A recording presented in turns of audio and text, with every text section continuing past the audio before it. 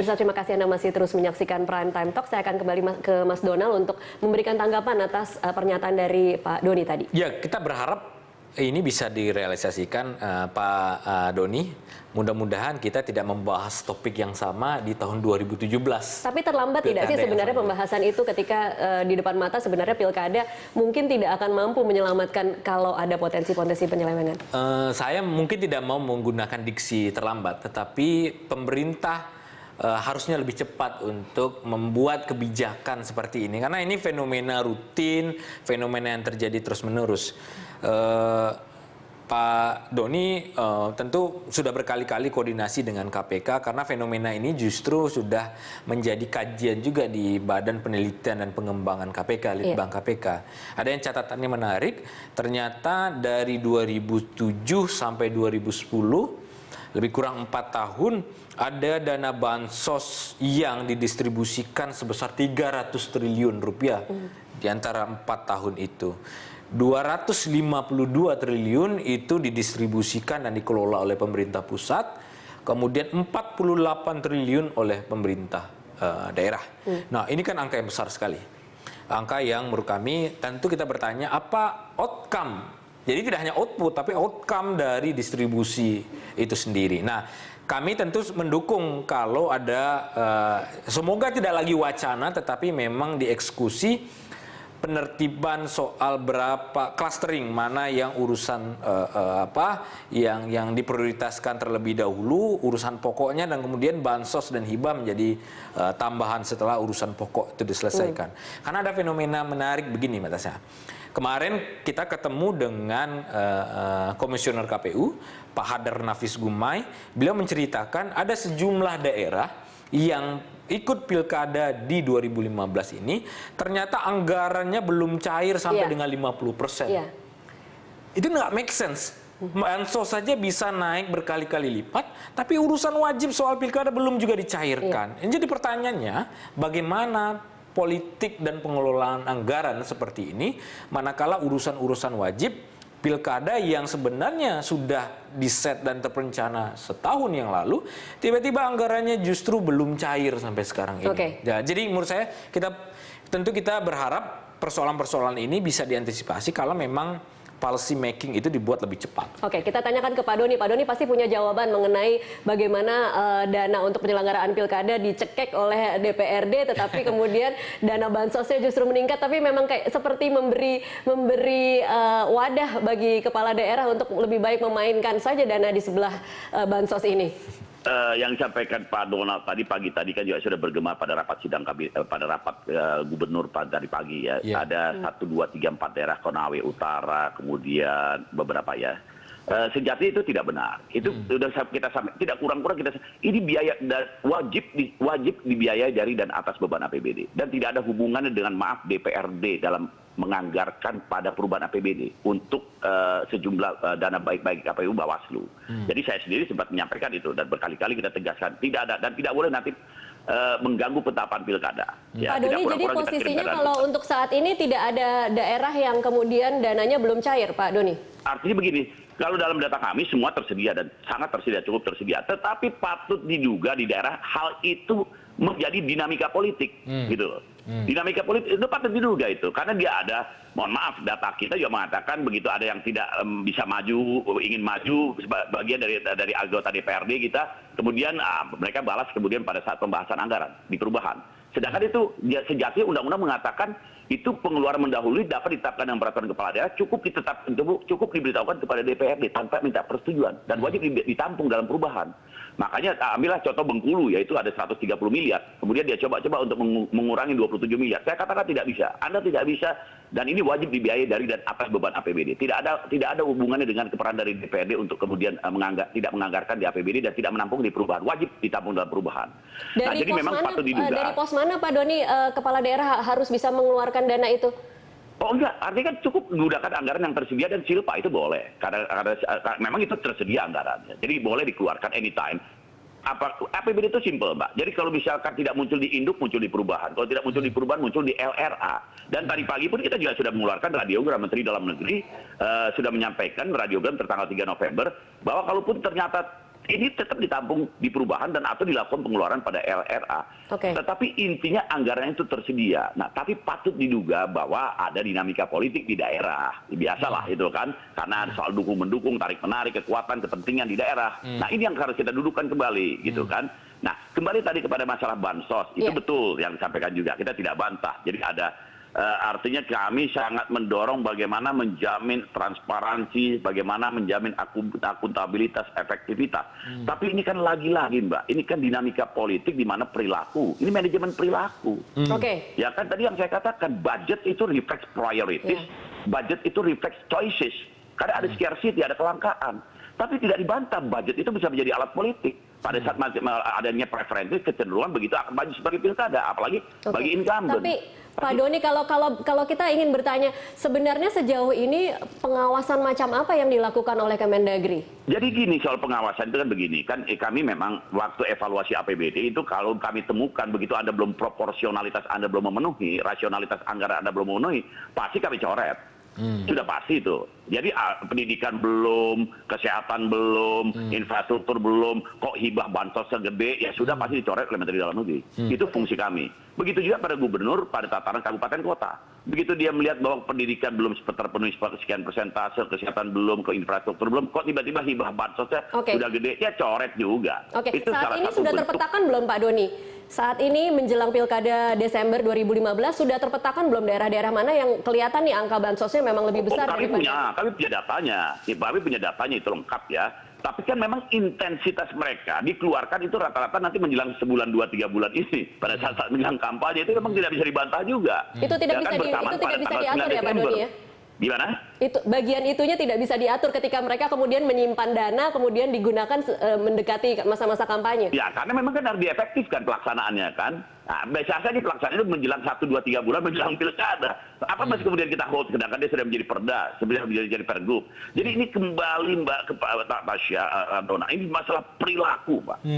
Ini perilaku yang memang harus kita itu kembali kalau mau kembali kepada teori kejahatannya ada niat, ada kesempatan. Soal nawaitunya ya tinggal nih sekarang. Membenahi nawaitu dari sisi budget policy-nya. Oke lah, kalau perlu kita cluster saja ke depan. Tapi begitu di cluster mereka juga akan teriak kan. Wah, kami tidak ada keleluasaan dan seterusnya. Bahwa bantuan ini diperlukan bagi masyarakat yang karena satu dan situasi mereka punya kerentanan sosial dan seterusnya. Oh, bagi masjid bagaimana? Bagi nanti musola bagaimana? Sedangkan itu sebetulnya asal betul-betul digunakan secara betul-betul tanpa ada pretensi saja.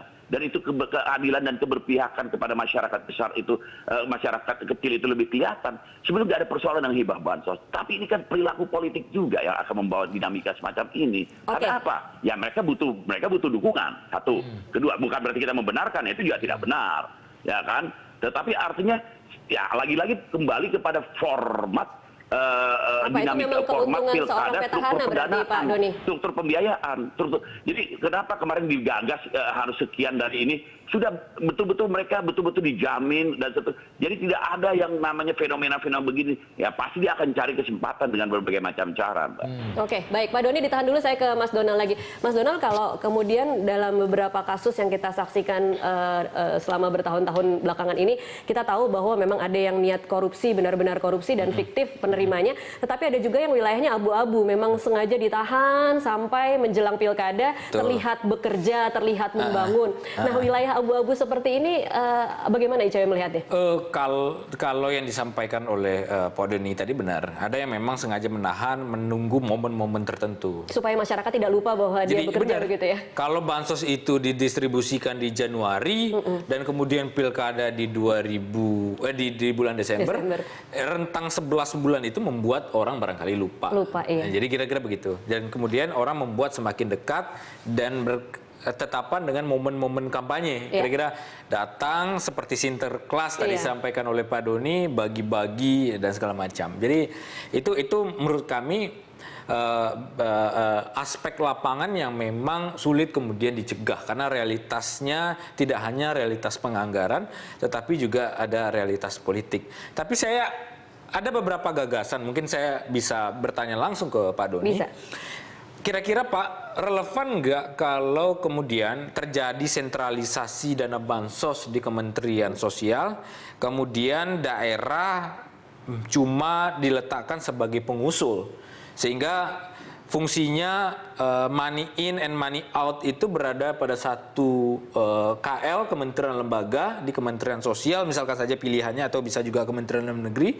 Semua tersentralisasi di situ, daerah-daerah sifatnya hanya mengusulkan. Tidak lagi otonomi berarti maksudnya? Tidak lagi otonomi, ini wacana, tapi saya ingin dengar pendapat Bapak. Ini untuk menghindari bias dan preferensi politik di momen-momen tertentu. Kalau birokrat di pemerintah pusat kemudian kan imun dengan agenda-agenda pilkada, karena dia tidak punya preferensi ke arah sana. Nah, kira-kira gimana tuh Pak?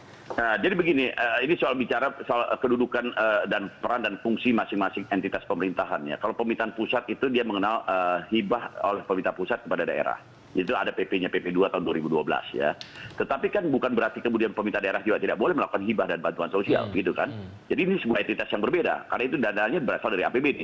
Ya, jadi yang tadi APBN, yang sekarang dari APBD, ya kan, itu entitas yang berbeda. Tapi pernah jadi pembahasan tidak sih Pak Doni? Pernah dibahas tidak bahwa itu adalah salah satu opsi untuk mengurangi? Kita bahas karena entitasnya berbeda antara entitas negara, dalam hal ini kementerian lembaga, dengan entitas daerah, sesuatu yang berbeda. Kemudian apakah, begini misalkan, ini contoh filosofinya begini Mbak, belanjakanlah dulu untuk urusan wajib pemerintahan. Setelah wajib pemerintahan itu terpenuhi, baru Anda boleh menggunakan belanja yang namanya bantuan. Bantuan itu terdiri dari hibah dan bantuan sosial. Memang, ambil contoh misalkan, ini selalu dikenal dengan prinsip Vice Emerson, keleluasan dan kebebasan bertindak karena satu situasi oleh pemerintah daerah. Misalkan seorang tenggelam, ya kan, tenggelam di laut, dia pasti yang datang, pertama kali dia datang ke pemerintah daerah. Ya kan, pasti dia minta bantuan. Itulah yang digunakan oleh pemerintah daerah, dalam prinsip penyelenggaraan pemerintah daerah. Kan nggak mungkin, Anda jangan tenggelam dulu, uangnya nggak ada nih. Nggak bisa begitu. Karena memang setiap entitas pasti memerlukan. Jadi entitas negara memerlukan dalam bentuk kementerian lembaga yang disalurkan kepada daerah, kemudian entitas daerah memerlukan juga untuk disalurkan kepada masyarakatnya. Itu memang bagian inherent yang melekat kepada prinsip-prinsip penyelenggaraan pemerintah daerah. Tetapi justru yang saya ingin bagaimana sekarang mencegah antara entitas yang tadi katakanlah entitas prinsip-prinsip penyelenggaraan pemerintah daerah itu harus duduk dan benar, azas-azas umum penyelenggaraan pemerintahan yang baik itu harus kita dudukan, tetapi tidak disimpangi, disingkuri oleh dinamika dan kepentingan politik. Ini persoalan harus kita benahi dari sini, Mbak. Dari sisi bagaimana kedudukan seorang kepala daerah, bahwa dia betul-betul, ya nanti bagaimana kedudukan DPRD-nya, kita dudukan betul-betul, ya artinya dia betul-betul segala sesuatu katakanlah. Tetapi begitu mereka masih, mohon maaf, terikat dengan dapil, mau kemana? Ya kan dia ingin meningkatkan derajat konstituensinya pada saat pemilihan. Kepala daerah selama dipilih, yang dewan pun jangan merasa dipilih. Makanya itu yang selalu itu perdebatan kita kemarin pokok-pokok pikiran waktu di PRD dengan DKI. Saya bilang tidak ada yang salah dengan pokok-pokok pikiran. Tidak ada yang salah dengan pokok pikiran sejauh itu disepakati, tetapi yang tidak boleh pokok pikiran itu tidak berbanding lurus dengan jaring aspirasi, tidak berbanding lurus dengan dana aspirasi. Tidak ada itu saya bilang. Jaring aspirasi pokok pikiran itu tidak berbanding lurus dengan dana aspirasi. Ya kalau dia dalam bentuk program dan kegiatan yang sudah disepakati antara kepala daerah sah-sah saja. Tapi in case maaf omong kalau kita mau kembali kepada DKI kemarin kan, mohon maaf muncul di tengah jalan. Itu nggak boleh. Dan itu rawan untuk terjadi penyimpangan. Ya kan? Nah, Pak Doni, di sana jadi kalau saya bilang bukan hanya kepada teknis pengelolaan keuangan, bagaimana pelaksanaan penata usahaan, tetapi bagaimana mendudukan kembali anatomi dan dinamika anatomi kelembagaan kepala daerah dalam arti mendapat dukungan dari Iya, silakan Pak. Nah, artinya mendapat dia dan kemudian kedudukan dari kedudukan Dewan Perwakilan Rakyat daerah kita. Dua ini harus kita benahi. Anatomi politiknya harus kita benahi. Mulai dari proses rekrutmen sampai kepada nanti bagaimana membangun akuntabilitasnya. Jadi makanya dulu minta maaf ya, artinya kenapa tidak kita dorong saja betul-betul mereka tuh, katakanlah misalkan ya, ambil contoh misalkan dengan tidak mengurangi hormat saya terhadap undang-undang, ada mekanisme yang dikenakan oleh LIPI, pro bono. Ya, dia berasal dari oleh dan untuk dan dikenal oleh masyarakat, jadi dia betul-betul sudah berprestasi di daerahnya. Nah dengan itu dia kemudian diangkat duduk masuk dalam rekrutmen politik. Ya kan dia sudah pernah menyerap aspirasi, jadi bottom up. Tapi kalau ini kan rekrutmennya kan Ya. Mohon maaf. Pak Doni, kita kembali lagi ke soal potensi penyelewengan dana bansos, Ya. Pak Doni. Tadi Anda bicara Anda sudah berkonsultasi dengan KPK. Dalam bayangan Kemendagri akan seperti apa peran serta KPK ini untuk Oh, pasti. mengawal, Jadi begini, dana Permendagri bansos yang 32. berpotensi untuk diselewengkan? Ya, Pak, Permendagri 32 2011 dan menjadi Permendagri 39 itu salah satunya di antara rekomendasi dari KPK. Ya, kita hormat dengan KPK karena kita ingin membangun transparansi dan akuntabilitas. Nah, alhamdulillah juga Pak Menteri pun sama, punya prinsip dan keinginan yang sama untuk membangun transparansi. Pak Menteri Dalam Negeri Cahyokumolo beliau sangat punya komitmen yang kuat ya untuk membangun akuntabilitas dan transparansi. Maka tadi kan beliau mengatakan efektif, transparan, kemudian betul-betul tepat sasaran, tidak fiktif. Nah, itu yang kami dorong dan pagi tadi saya sudah kirim kontak dengan Pak Johan Budi dan di waktu saya di Padang saya sudah sampaikan Pak Johan kita ini akan melakukan perubahan Permendagri 32 39 kita sehingga betul-betul bansos kita ini betul-betul efektif dan transparan. Prinsip Pak Budi sangat menyambut gembira. Dan nanti insya Allah 1-2 minggu ke depan ini kita akan bangun intensitas pertemuan dengan teman-teman KPK semata-mata untuk menjamin akuntabilitas. Termasuk juga nanti dari ICW sekiranya memang ada pandangan-pandangan yang bernas yang bisa kita tampung dalam dinamika regulasi, kita sangat hormat dengan itu, Pak. Karena memang kita ingin membangun pemerintahan yang baik ya, pemerintahan yang bersih dan stable kira-kira. Dari governance-nya. Ini kembali kepada governance Ditahan dulu Pak dalam Doni, dinamika. nanti kita akan break, kita akan kembali sejenak. Baik.